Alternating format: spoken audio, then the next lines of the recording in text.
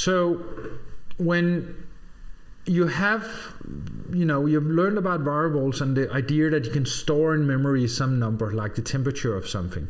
But let's say you're working with a sequence of numbers. So you have like a lot of numbers. It could be the temperature over 24 hours. You want to kind of do the average of it or do some math on it. And you want to kind of store a lot of data.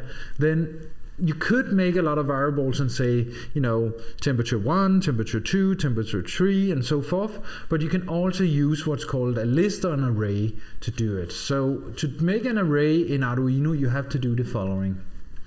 So up here, we're going to define, let's just start with just a basic variable, say int temp, and say it's 20 degrees, for example. And then we want to kind of print that out. So we say 0.println, and then we say temp. And then here we write, instead of hello world, we write the temperature is, and then a colon. So now, when we run this, we'll just get, a little like that. The temperature is, and then 20, because the value of temp is 20, and we're printing out the temperature there. But what if we want a long list of numbers? Then of course we can do, a tedious way and call this one 1 and 2, and then go further like that, and da da da da da. But that's annoying to do. But we can do instead is just to create an array. An array is defined by saying, okay, I want an array of numbers, of integers. And then we can define the amount, how big, how many numbers we want here, or we can just pre-fill it out, and we can pre-fill it out by writing the numbers like this, and just say, these are the numbers, 10, 11, 12, the degrees are starting, it's warming up, it's morning, and then, it becomes, I don't know, night, and it goes down again, or something like that. And then we have a bunch of numbers here. But when we run this, verify this, it will actually give us an error, because there's no way to print out all these numbers. Like this system doesn't know what to do with a list of numbers. It cannot print them. So what we need to do is actually access the numbers. And we do that by making one of those square brackets again and saying 0. And 0 means that we are accessing number, the first one in the list, so this one. So that is index 0, which is the first one in the list, which is this one. And now, when I run it, I can get the temperature of the first one here. So it says the temperature is 10, and it's a bit confusing because it kind of doesn't clear every time we run it. So this is better. So now it says the temperature is 10 because we have access to number 10. And then we can move on like that and get access to the second item, or the number 1 item in the index. And then we get 11 and so forth. If we want to print out all the numbers, then, again, we can do this and just say 0, 1, 2, 2, 3. Yes, and annoying. What is smarter is what we learned before, because we learned to do for loops. And for loops can actually solve this problem for us. So we can say int e is less than, and then we need to count the number of temperatures. 1, 2, 3, 4, 5, 6, 7, 8. So that's 8.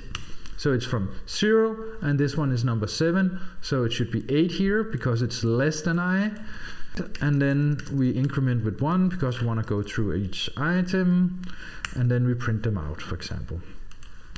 So what's going to happen now is, let me just format it correctly, so now it looks beautiful. What is going to happen now is that it prints out 10 every time. Why does it do that? Because I made an error. And what is the error? Well, I here wrote 0, so we're always printing out that one there. But if I write I, I'm using the counter to print out each one of them up to the 7th one, and that is correct. We got up to 10, which is the last one here, so it got all the numbers here. So we're actually connecting to it, and we are getting all the values in it. Similarly, we can also change things. So let's say I want it to be, I want to change a value in it. I can then do it as the same way, almost the same way as I'm doing with a variable. I can say, all right, I want the temperature for the first item to actually be 100 degrees. I hope it's not the sun now it's something else. And I'm saying 0 here, which means I'm accessing this slot here, and I'm saying 100 here. And Then when we print it out, then you can see the first one here will be 100, and then it will be the same numbers as we go along here. So in that sense, I can go in and change things. I can say number 4 should be changed. Then it's that's the 5th item. That's 0, 1, 2, 3, 4, 5. So that's the 0, 1, 2, 3, 4. I'm confused. No, I'm not. That's the 5th. The one where I was used to be 15 is now number 100 here. So yeah, that's how we can kind of work and manipulate these numbers and work with an array of things. And be very careful, because the amount you have allocated here is the amount you can work with. So don't put in number 8, because number 8 does not exist. We have until 7 here. So 0, 1, 2, 3, 4, 5, 6, 7. If you put 8 in here and do it, it will not complain. It will actually do it.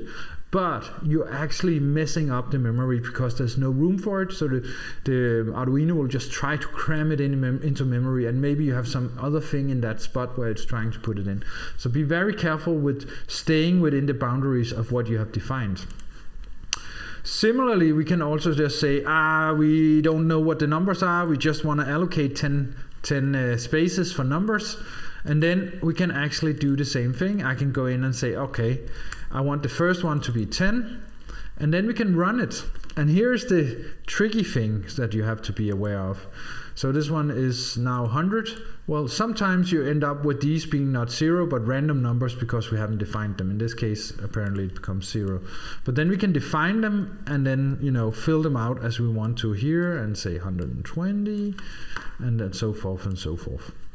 So now it's not pre-filled, it's something we do in code. We kind of put the values in as we go along. So that's how arrays works, and here you have a good example of how you need to combine for loops and arrays to actually work properly with them, which is also nice.